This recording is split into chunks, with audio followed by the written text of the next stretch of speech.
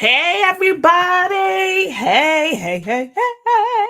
It's Friday. It's my day, and I'm live at 5. Hey, it's Friday. It's my day, and I'm live at 5. Come on inside of the StreamYard room. Yes. So I keep saying this because I want y'all to understand that there's no more broadcasting from StreamYard or any third party apps into private groups. So I just want y'all to know that hopefully y'all are getting these messages. As a matter of fact, I want you to get this live today.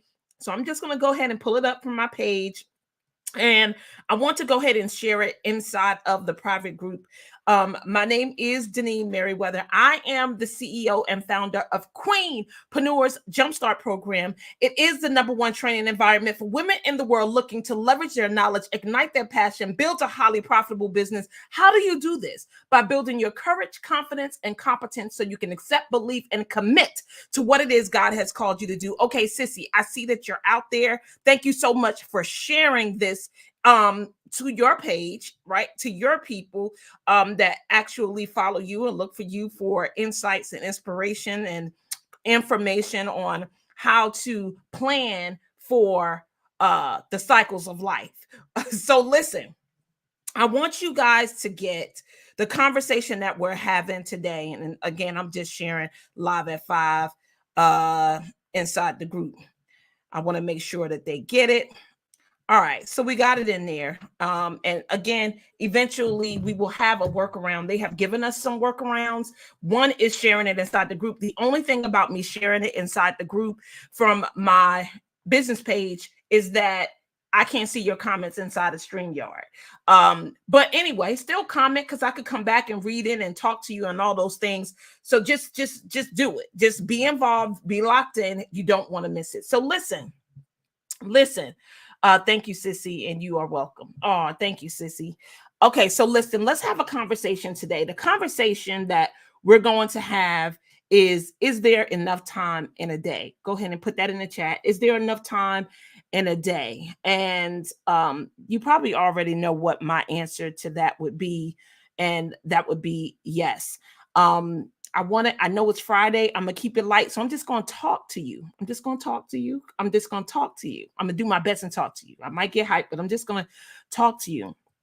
And I want to talk to you about how you are actually using your time. Remember, this month is all about honoring your time. And sometimes we may question, is there enough time in a day? And I would say the answer is yes. If you actually just looked at today, hey, Tam, if you look at today on how you spent your time, like for real, like no doubt about it. God is always watching. So I'm not going to say if God was watching because he's already watching. But if your boss or if the community that you're serving, the people that you're doing life for, right, the causes that you're living into and living from, if people saw how you spent your time today, just today, like I ain't even talking about the week, would they be pleased? Would they be pleased with what you did with your time today? Right. And just look at the actions that you took and make sure now we're talking about the same things in reference to the context of what you're giving your life to, the things that you're up to, the things that you say that you care about, the things that you say that matter to you, the causes that are important to you, the impact that you want to make, the lives that you want to change. When you look at how you spent your time today, did you or did you not take actions and use that time wisely? And I just want to know that's a yes or a no. That's a yes or a no to that question. And my hope is that you could say yes. Like for me today is yes, but I also have moments where I'm not always efficient and effective and taking time in a way, using my time respectfully, responsibly, intentionally. There's always room for introspection and reflection. Okay, because we ain't none of us got together. But if you looked at how you were spending your time, but you find yourself asking the question, is there enough time in the day ever? Like, Is there enough time for me to get this done? Timu said, absolutely. Absolutely.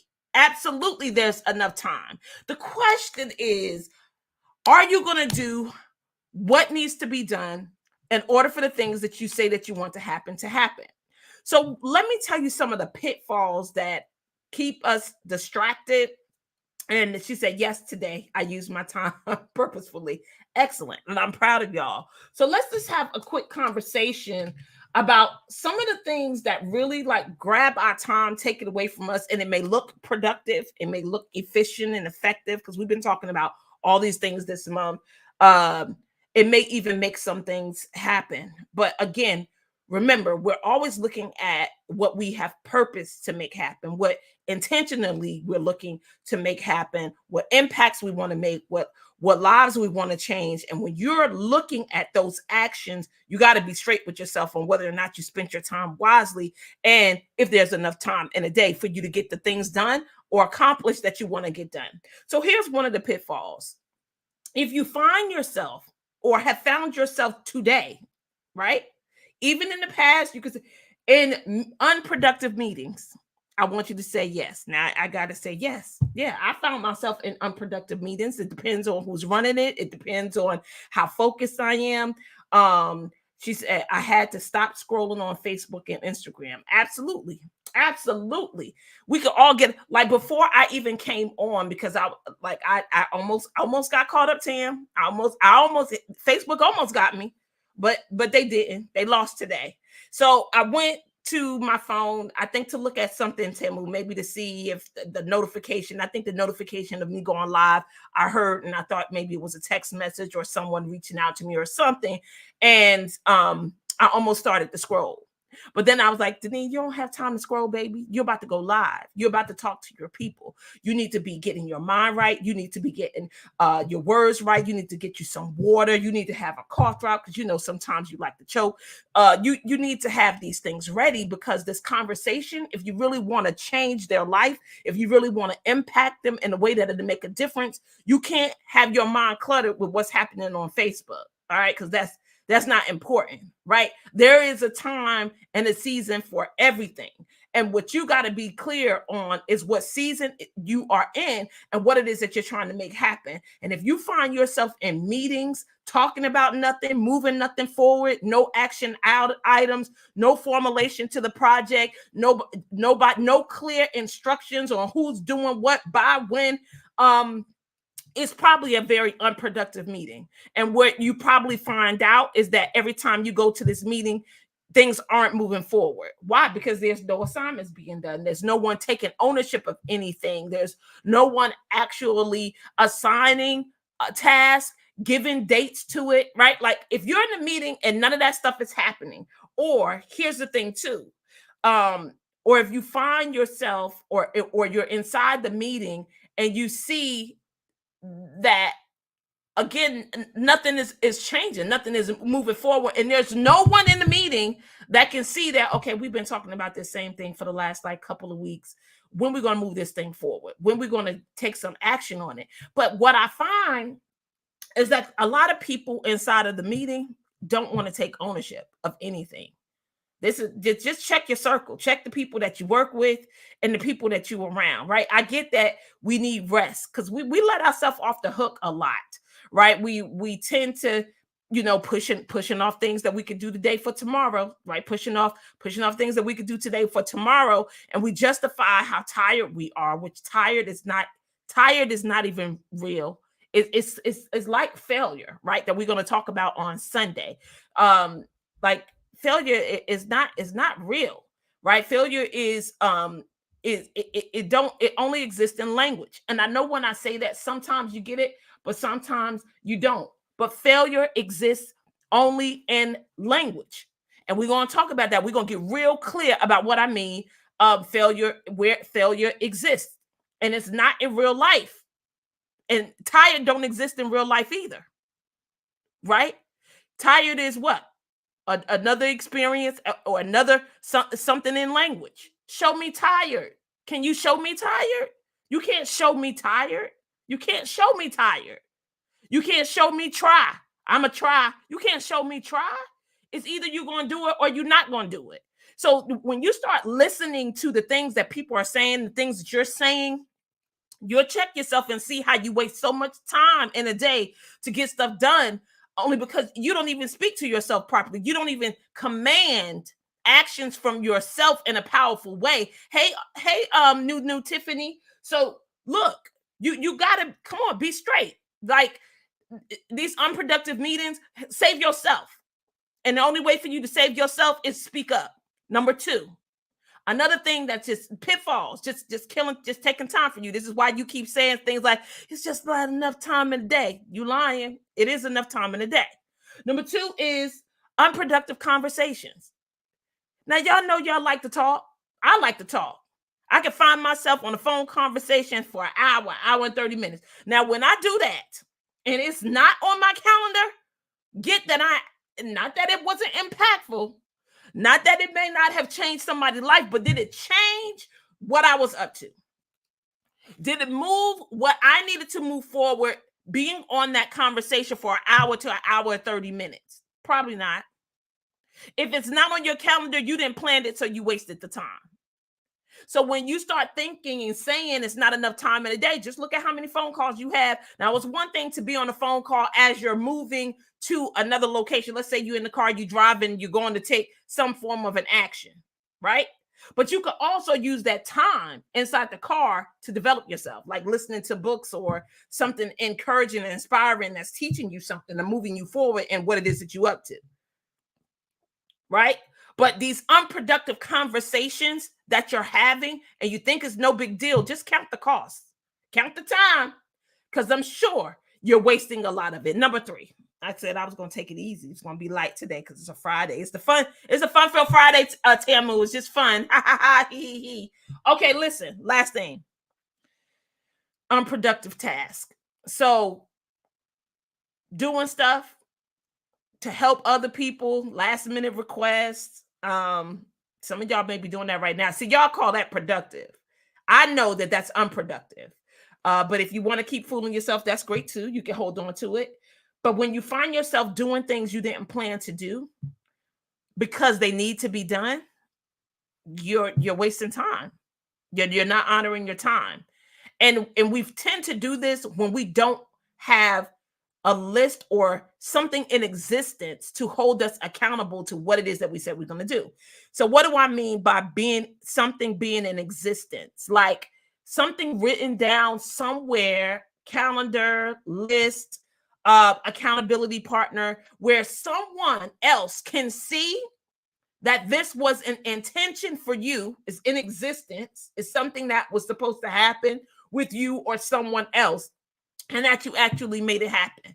So whenever you winging, because if you don't have nothing in existence and you just going by life and you getting stuff done, you winging it. Put it in the chat. Don't wing life. Don't wing it. It's not a good thing. It's very unproductive to wing life. You wind up getting to the end of it wondering, what in the world have I done with my time? How did I get to this place? And it got me and this is not where I want to be. But I promise you, remember how I tell you you're not stuck? You're moving in a direction. It's either forward or backwards, right? You are moving. So don't waste time and don't say, is there enough time in a day? Don't ask yourself that question no more. It definitely is enough time in a day for you to get things done that you want to get done. So 3 things again. The pitfalls that's snatching this time and have you saying that statement that there's just not enough time in the day is unproductive meetings, unproductive conversations, and unproductive tasks. So look, I know that some people may feel like, this is some form of a failure and a breakdown, right? When you're not able to get the things done in the day that you want to get done. I get it. I got it, but I'm going to help you. I want to help you. This weekend, I'm leading a conversation about overcoming failure. And it ain't a conversation to sit here and tell you that you don't experience failure. That's not what the conversation is about. Do you know I experience failure almost every day? Every day, almost every day, I experience some form of failure, right? Whether it's in my health, whether it's in my business, whether it's in my relationships. I experience failure all the time. My finances, I experience failure all the time. But the experience is not the question. The question is it real? Does it exist? You get that? Does it exist? And that's the context that I'm going to change on Sunday. You got to get where failure is, how to overcome failure. You can't overcome it if you don't know where it lives. Now, I told you it exists in language. The question is, then how do you overcome failure in language? That's the natural next question. Can you tell me? How do you overcome failure that exists in language because it's not real and it don't happen?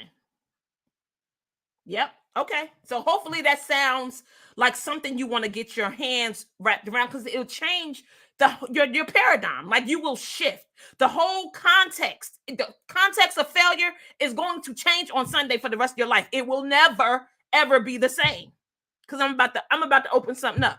And here's the kicker: you can't unhear it, but you got to discover it for yourself. So there'll be questions. We'll be in conversation. Just come ready. Remember, you want a shift. You want to overcome failure. And what I'm telling you, failure is not a thing. It exists in language. So if you want to overcome failure, you got to know how to put your finger on it. And right now, a lot of us don't know how to put our fingers on it. That's why we feel so bad. That's why we say things about ourselves that I'm a failure. I can't do nothing right. I never win. I'm not good enough. Why did I even try? Who am I fooling? What made me think that I could possibly do that? Yep. If that's you, if you said any of those things, you need to be in class on Sunday night at 7 o'clock p.m. I'm going to drop the link one more good time. Share this link with your family, your friends. Get in class. Let's get a handle. Let's overcome failure for real. And get our hands on it, our finger on it, so we'll know how to overcome it and deal with it. And then we don't have to walk in the context of not being good enough, not believing we don't win, not believing we're not capable. I can't do that. It's just not me. No, you are the one. You're the one. Because if God placed it in your heart, it's for you to accomplish. And anything slight of accomplishing it would be giving up. Okay, I'm stopping because I feel like that may have been hard right there. Yeah. So I'm going to stop. I'm going to save it. I'm going to save it for another time. But there is enough time in a day. Be responsible for your time, your well-being, all the things.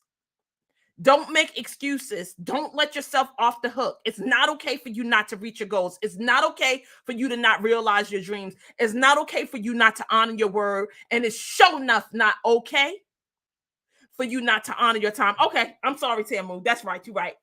It's my soft season. But you know what Ecclesiastes says, right? There's a season for all things.